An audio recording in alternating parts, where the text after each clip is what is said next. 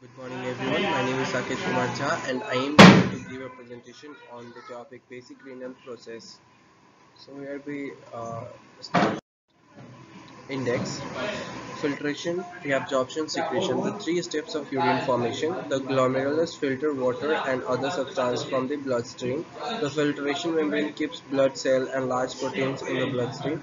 Reabsorption moves nutrients and water back into the bloodstream. Waste ions and hydrogen ions secreted from the blood completed the formation of urine. Urine is 95% of water. Filtration, reabsorption, secretion, the three steps of urine formation. The kidney filtered unwanted substance from the blood and produced urine to excrete them.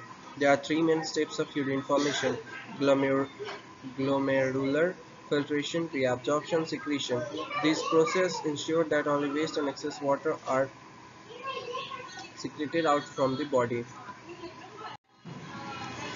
So here is the image of showing that glomerulus pushes unwanted waste or water particles from this valve, glomerular capsule. So here is the nephron structure. This is capillary. Okay, let's move. The glomerulus filter water and other substance from the bloodstream. Each kidney contains over 1 million tiny structures called nephrons. The nephrons are shown in the previous image. Each nephron has a glomerulus, the site of blood filtration. The glomerulus is a network of capillaries surrounded by a cup-like structure, as you have already seen in the previous picture. The glomerular capsule or Bowman's capsule. As blood flows through the glomerulus, blood pressure pushes water and solutes from the capillaries into the capsule through a filtration membrane. This glomerular filtration begins the urine formation process. So here the glomerulus, through this valve the blood flows inwards, and through this valve the blood comes outwards. The glomerulus, hence the glomerulus pushes these unwanted waste filter through this valve. The filtration membrane keeps blood cells and large proteins in the bloodstream. Inside the glomerulus, blood pressure pushes fluid from the capillaries into the glomerular capsule through a specialized layer of cells.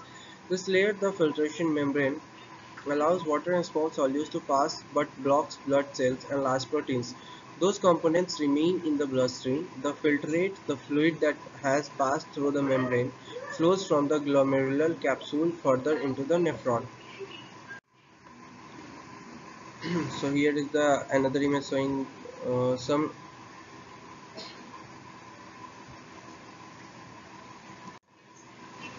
So here is the another image. Reabsorption moves nutrients and water back into the bloodstream. The glomerulus filter water and small solutes out of the bloodstream.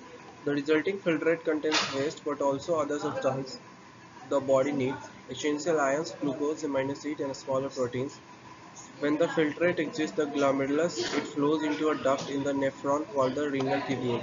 As it moves, the needed substances and some water are reabsorbed through the tubule wall into adjacent capillaries. This reabsorption of vital nutrients from the filter in the second step in urine formation.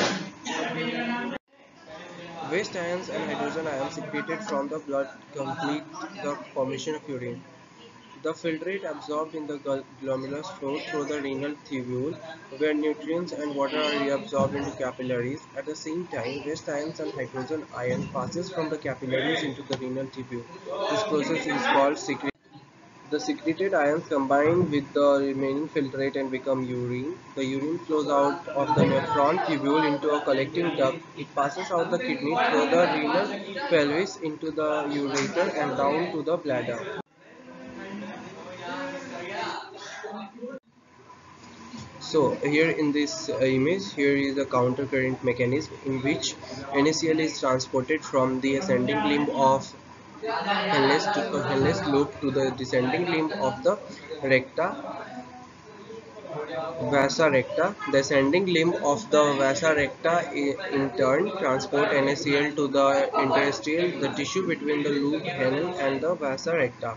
Thus, a concentration gradient of 300 mm in the cortex to 1200 mm in the medulla is created, that is, the concentration of osmotically active substances. Urea contributes to this process by being transported by the descending limb of the loop of Henle to the interstitium. As urine flows downwards in the collecting tubule, it encounters higher and higher concentration of solutes in the interstitium. Hence, it goes on losing water due to osmosis. This is how urine is concentrated. So here is the another image. So here is an image representing that urine is made up of 95% of water, and the rest of the composition is 0.2% of kerosene, ammonia and uric acid. Dissolved salts and other ions are 2.8%, and urea is 2%. So this image represents the composition of urine. So thank you for listening me.